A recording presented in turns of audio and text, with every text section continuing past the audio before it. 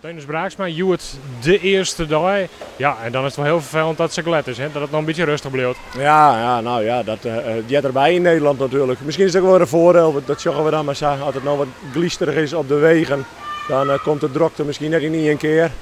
Maar er zijn al een 100 man binnen op dit moment en het rint wel terug. Wat zijn nou de grootste verhorings? De grootste verhoring is, ik ken net op camera zien nog, maar hier Boeten hebben een hele grote wildwaterbaan van 80 meter gekregen. We hebben een grote Magic Oval glijbaan gekregen van 50 meter. Het mooie is van die grote uitbreidingen is dat het van een heel groot pad Boeten is. Dus echt bij dit waar, bij deze gladde wegen en sneeuw kun je gewoon Boeten zwemmen in Jouren. En verwacht je hem nou een heel soort meer publiek uiteindelijk? Ja, dat verwacht je wel. We hopen het natuurlijk, hè. We verwachten het. We hebben wel een hele reële begroting maken dat we denken van nou, een normaal aantal bezoekers kent alweer uit. Maar we hopen natuurlijk dat er een heel soort mensen wou komen.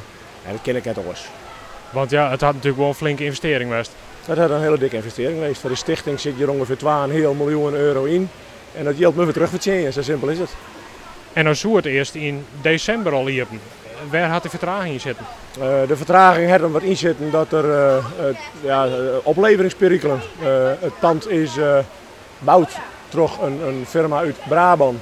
En die had wat achterstand op rond met de bouw. Dus dat hadden we een paar maand langer duren. Vervelend? Ja, uitermate vervelend. Ja, het kost je meer inkomsten. absoluut. We hebben een stichting en we moeten het hebben van het verkeepje van de kaartjes. En hoe eerder wij die wildwaterbaan in gebruik nemen kennen, hoe eerder we natuurlijk echt los kunnen. Nou ben je hem gewoon het hele schoft wel iepen west.